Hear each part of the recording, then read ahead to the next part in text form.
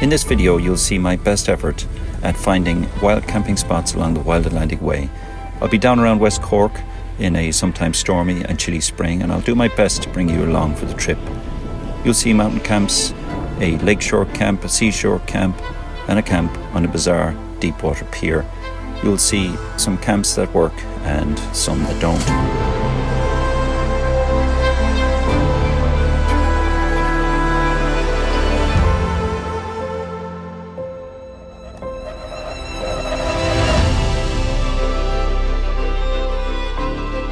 I'll be making the trip up as I go along, but by the end of this video you'll have seen my whole camping setup, how I arranged my solo camper, cooking, water, my bed and breakfast. You'll see rain and shine, more rainbows than you can count, and about as many coffees getting brewed. Well, it was a little chilly, and it had to be done. So come along then, let's go for a drive.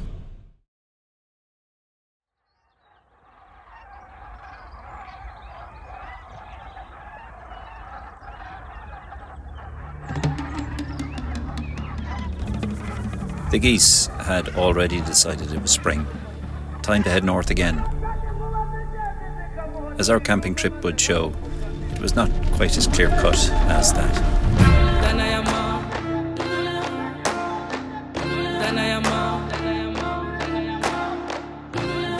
This is normally a family camping series, although this film covers a series of solo camps. I was ironically doing so to be with family rather than actually with family this time around. Arriving by night was a necessity of my responsibilities elsewhere in this trip, but arriving in these conditions added just enough of something that lingers in our veins just slightly before adrenaline kicks in. Sometimes the feeling is just ever so slightly fearful, or at least intrepid. Not fight or flight, but ready. A little on edge, not in the way that causes a physical reaction, but in a way that turns on your senses. You see and hear a little better. You are present. While your mind moves to the just-in-case mindset, the rest of what goes on in your mind is pushed aside, sometimes for the better.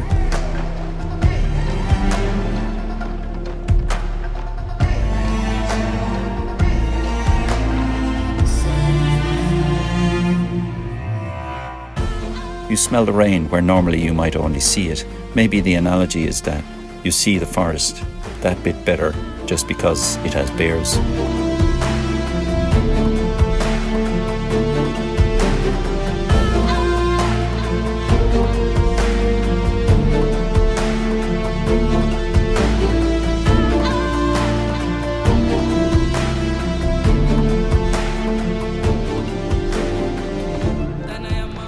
Maybe I saw these places better just because they were not inviting or are not entirely safe. Maybe the little dusting of danger brings presence of mind. Either way, I loved it.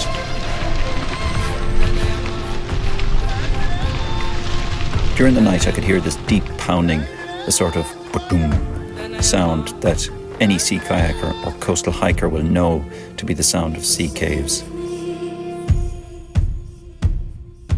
It is an eerie sound to sleep to. It is the sound of the sea eating the ground beneath you. I didn't realize exactly how close it was until morning.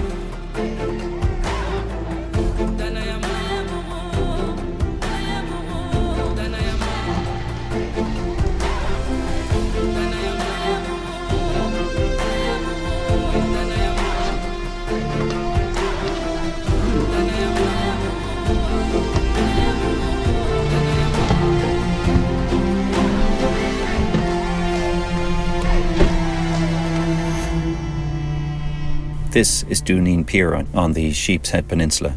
It is just a most remarkable deepwater pier. The offshore bollard tells me it has been taking larger vessels than its size suggests for a long time.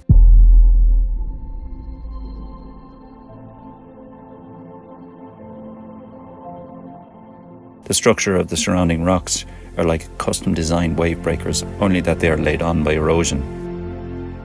I could not find much history on this place, but it reeks of it.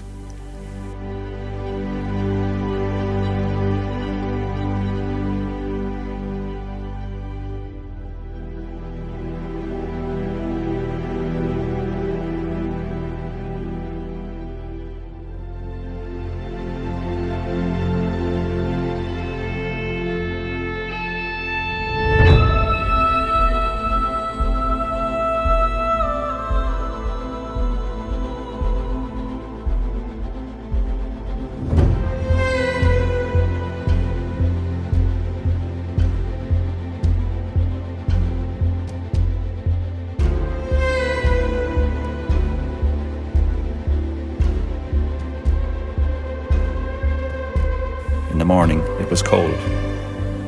I had not yet purchased a proper sleeping bag, and I just doubled up my summer bags. I decided to drive up to the mountain pass that I came in by the night before. The view promised to be good, and to be honest, the thought of hot air from a climbing engine felt like a good idea.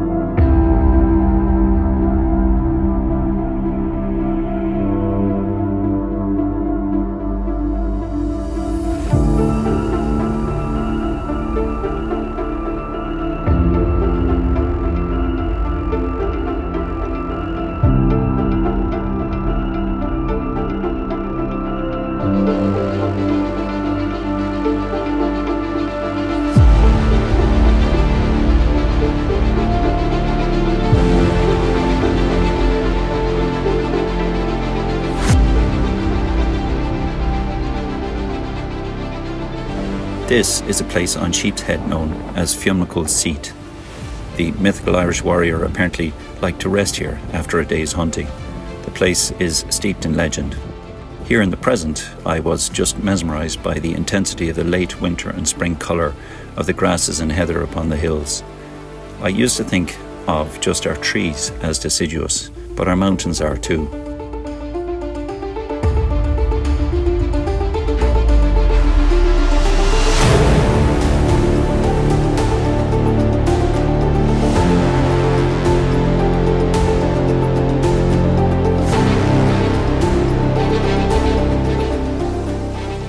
Looking north now across Bantry Bay, where one of the biggest fires in Irish history took place when the oil tanker Betelgeuse blew apart in 1979. I remember the night as a child, the red sky even though we were 20 miles away, and then the black on the beaches later. This morning though, there was no fire or heat or oil, with a fresh fall of snow on the mountains to the north.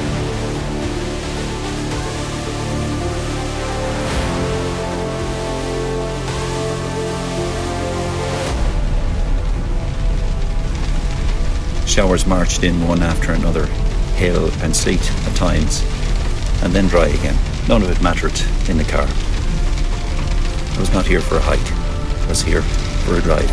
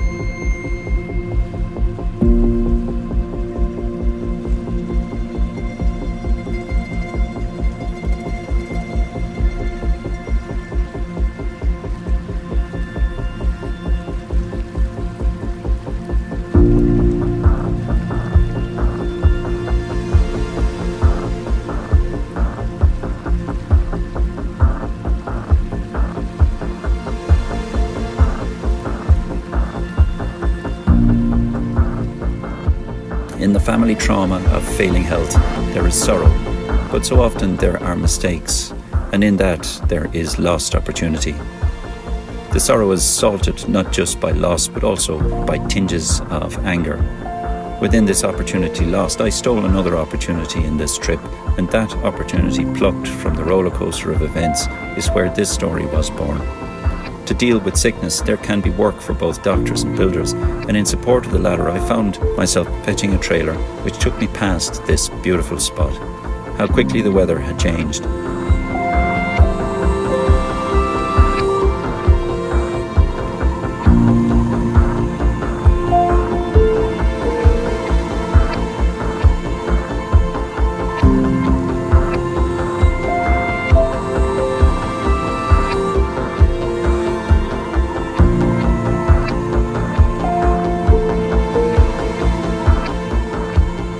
Although I was only supposed to be passing, I simply could not pass this opportunity. I pulled over. The calmness was infectious. Memories of family camping up there in Gleninchquin came flooding back right when they were needed most.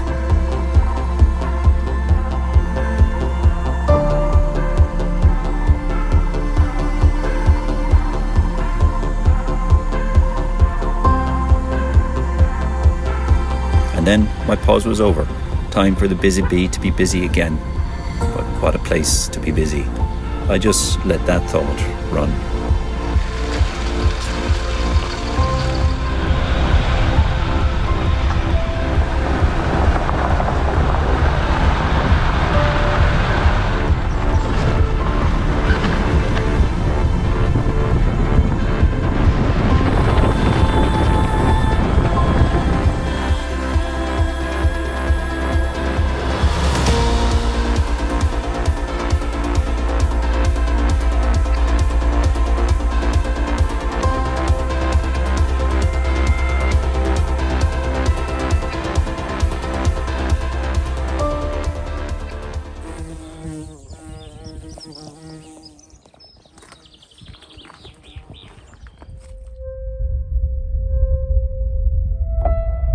People envisage all manner of things about overlanding that may be difficult, or van life or car camping, call it what you will.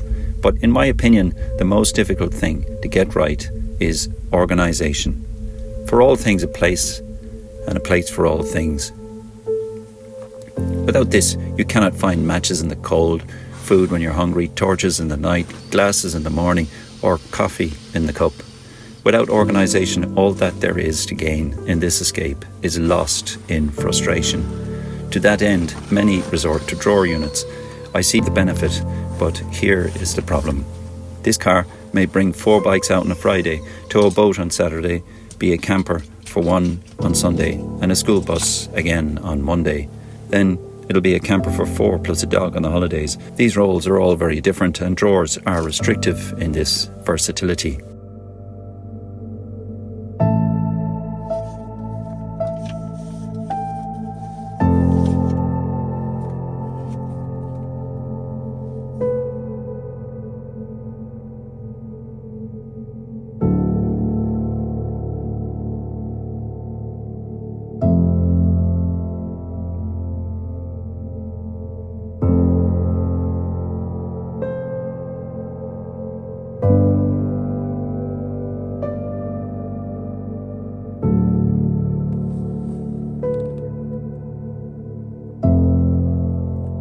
Finally, in the context of this type of camping, I like to be able to move the kitchen to whichever of the 3 sides suits. I do not want to tie my cooking to the tailgate or even to the outdoors. This may work in the savannah, but there's no savannah here. So for now, I camp out of boxes. I have arranged a removable shelf across the 3rd row seat to secure boxes off the floor level behind a half partition. This allows me to sleep on the floor of the vehicle, and this allows me maximum headroom in the 2nd row as my living space. I don't like curtains at this time of year. I like to see what's going on as I roll over in the dawn. There's security in not being able to see in, but I also find security in being able to see out. Even though my feet are below a shelf, I have a sense of space in this setup, which is much more so than if I slept above my storage, close to the roof and at the window level.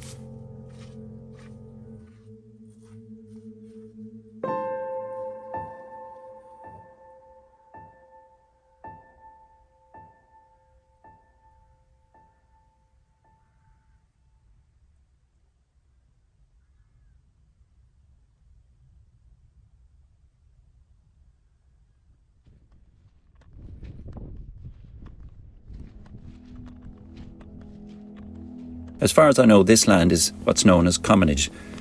This means it is owned by multiple farmers, usually for grazing sheep.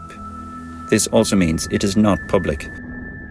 This in turn means I am here as a guest, and as such I will not leave any trace. We just experienced the wettest march in Irish history, and it really showed up on these tracks. As I made my way up here last night, I chose to stop as soon as my tyres began to slip.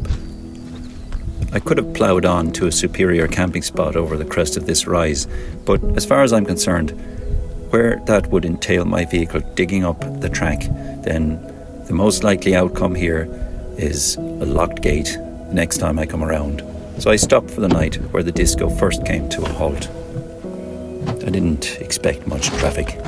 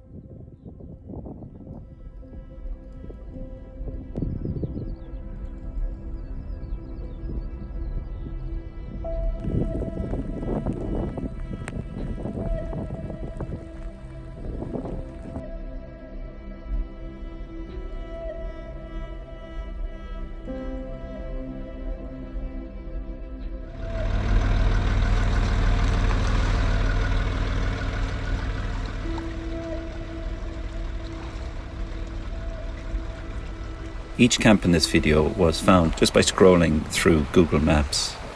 If I don't say exactly where it is, it means I am uncertain of permissions, or alternatively that I believe that leaving these places only to those keen enough to spend the time scrolling through Google Maps, as I have done, will leave these places available to the keenest people more likely than posting it on a camping app for casual users to find or even abuse.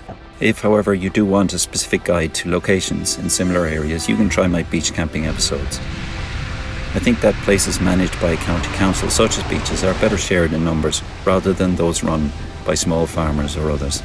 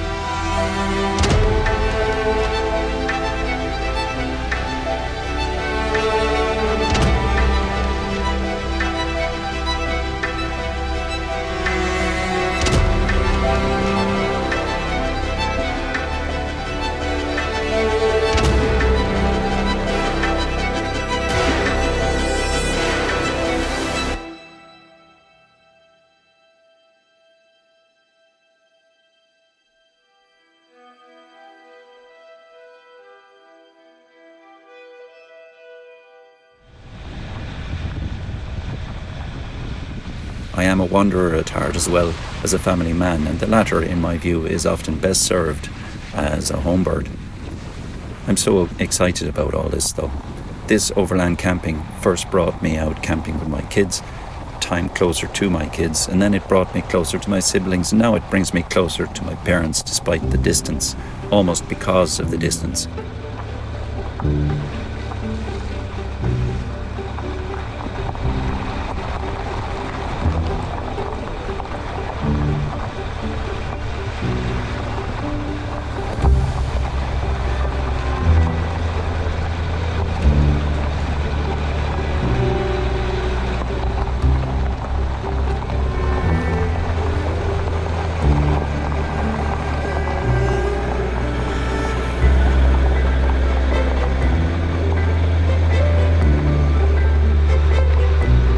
Picked my way down this remote road. This road is so undulating that you literally cannot see the road as you crest the rises at times. It was absolutely stunning down here, and of course, in truth, I was speculating for a spot to camp. However, I decided against it.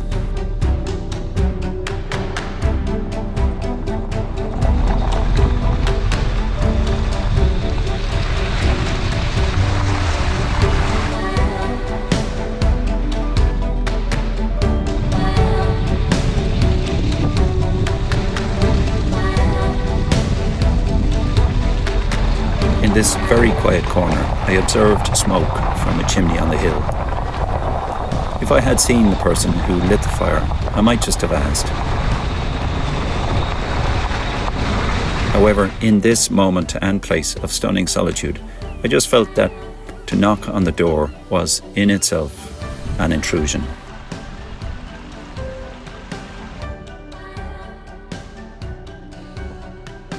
Whoever chose to live here did not seek a crowd, and I elected not to be that crowd on this occasion.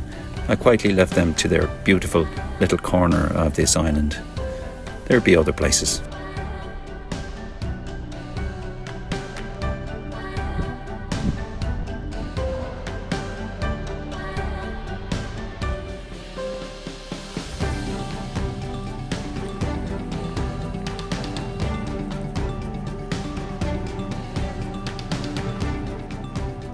The online world can appear false. Instagram has become a byword for the false projection of the image of perfect lives, the lie of our lives, yet none of us would scroll to revisit our own tragedy or loss. We scroll because we are all seeking an escape from that.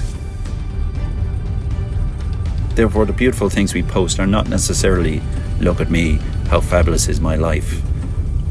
They may be instead people sharing the cures that they have found. We all have the same problems, but we don't all find the same cure. Sharing your cure is not a lie.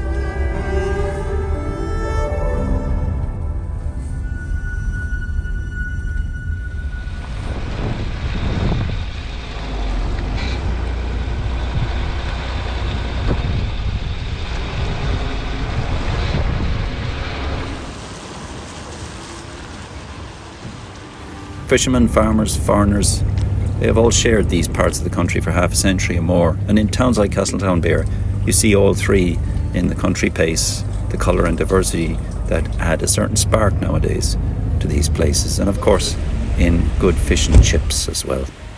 Well, it was awful weather for camp cooking, and I put down a day to earn it.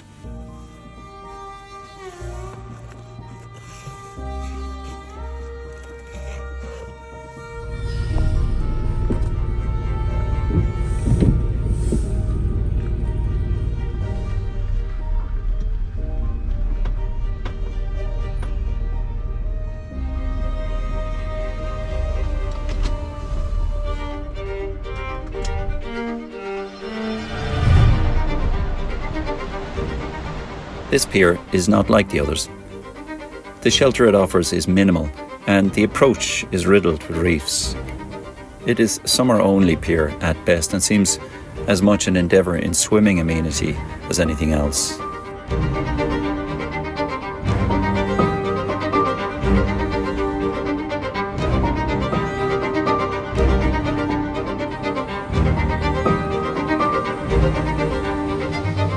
It offers little or no parking, except for one car at the very end.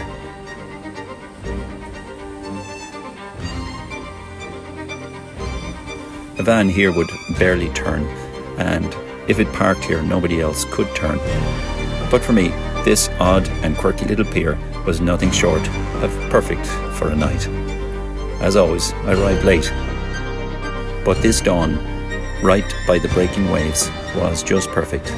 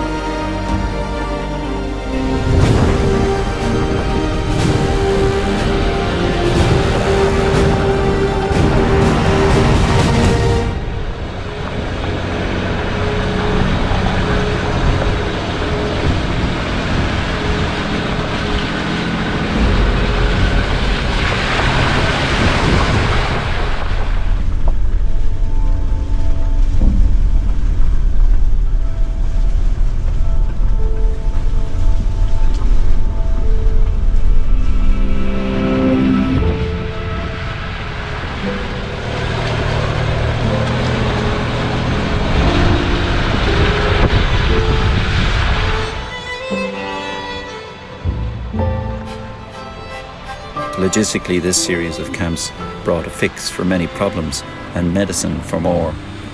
It may look like a holiday here, and I'm proud of that, because it was not a holiday, except in as much as I managed to steal one from the face of adversity. It was a means of getting things done in different parts of the country. I needed to be able to visit a hospital on one corner of a triangle, 2 homes in the other corners of this triangle. Those sites were sometimes over 5 hours long. The thought of nights on this endeavour spent alone in a hotel room I already frequent too much for work brought no appeal. In this bitter pill, I realised I could filter in the ingredients of an escape. And this was the story of that escape.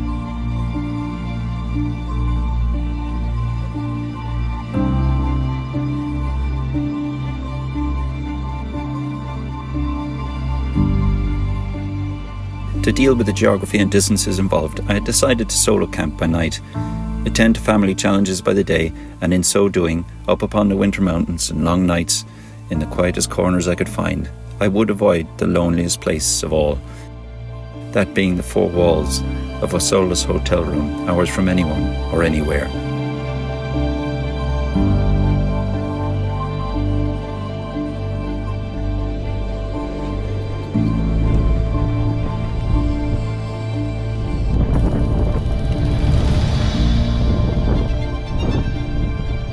In this month, I was in no form for staring into the mindless scribbles of hotel room art or at the black screen of a TV that I could not even be bothered to turn on. I would take the howling wind and the driving rain for company instead. I would take the total dark or cold indifference of the beach or bog, sleet or rain, wind or calm, and I would take it gladly instead. And I am glad I did.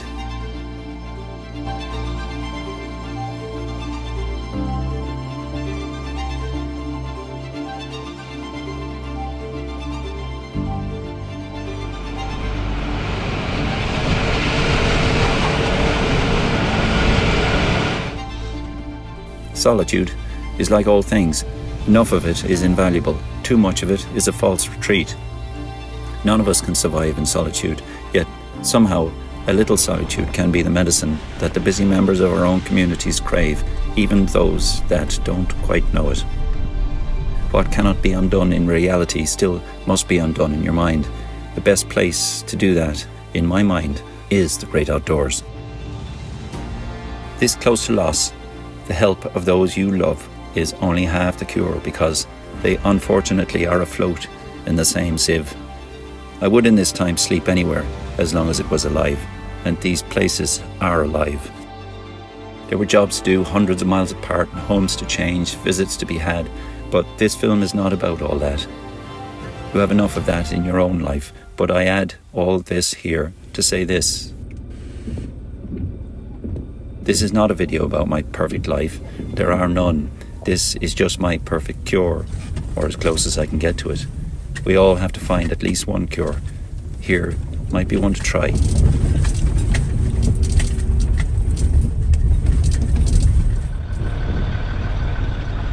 These days as I drive, I'm always scouting Google Maps. It's rare I can pass a pier road anymore without the indicator going on.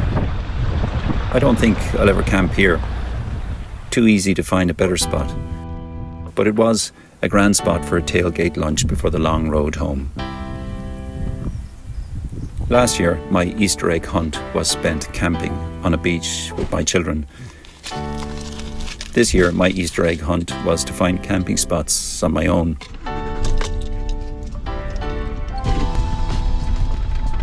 Next year will be better, but in the meantime, this year the camps I did find made this year better.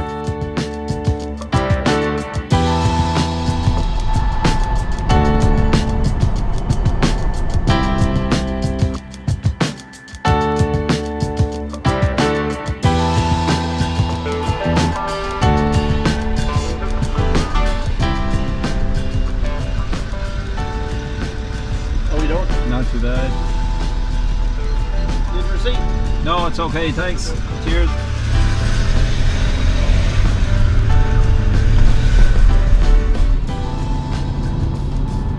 So, I hope you enjoyed following along through these solo camps.